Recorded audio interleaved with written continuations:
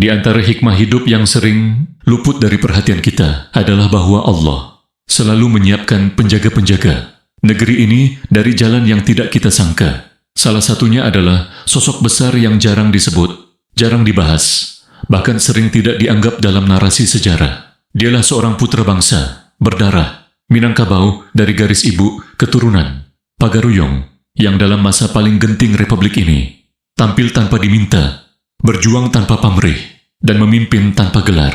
Siapakah beliau? Syafruddin Prawiranegara, pemimpin pemerintahan darurat Republik Indonesia, atau yang oleh banyak ahli sejarah disebut Presiden kedua RI yang terlupakan ketika Republik hampir padam pada 22 Desember 1948 saat Yogyakarta jatuh. Presiden dan wakil presiden ditawan dan diasingkan. Secara politik, Indonesia dianggap sudah selesai. Tetapi Allah menggerakkan seorang hambanya di Bukit Tinggi dengan keberanian yang jarang dimiliki manusia. Tanpa menunggu perintah, tanpa menanti legitimasi, Syafruddin memimpin rapat darurat dan mendeklarasikan Pemerintahan Darurat Republik Indonesia, PDRI. Dalam bahasa iman, inilah yang disebut Allah memilih siapa yang Dia kehendaki sebagai penjaga amanah. QS Al-An'am 134. Melalui kepemimpinan PDRI, inilah dunia melihat bahwa Indonesia belum menyerah, bahwa Republik masih hidup, bahwa api kemerdekaan belum padam.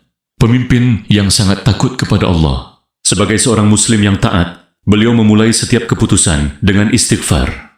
Ia pernah berkata, "Aku lebih takut kepada Allah daripada kepada manusia." Rasa takut inilah yang membuatnya berani menanggung risiko ditangkap, ditembak, atau diburu Belanda.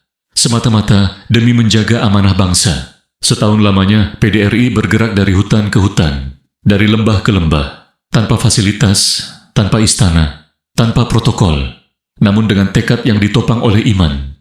Mengapa beliau terlupakan? Karena sejarah sering ditulis oleh arus besar.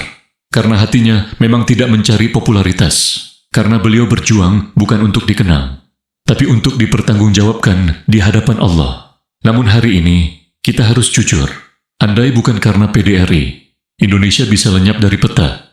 Andai Syafruddin tidak mengambil alih kepemimpinan, sejarah bisa berbeda. Dan andai beliau tidak berani, kemerdekaan bisa tinggal nama. Sungguh benar, sabda Rasulullah, sesungguhnya Allah menolong agama ini dengan siapa saja yang Dia kehendaki. H.R. Ahmad, dan Allah menolong Republik ini melalui seorang yang tidak mengejar pangkat, Syafruddin Prawiranegara. Penutup, saudaraku, sudah selayaknya kita kembali mengangkat nama ini, bukan untuk mengkultuskan, tetapi agar bangsa ini tidak kehilangan rasa syukur, karena negeri yang tidak menghargai pahlawannya perlahan akan kehilangan arah.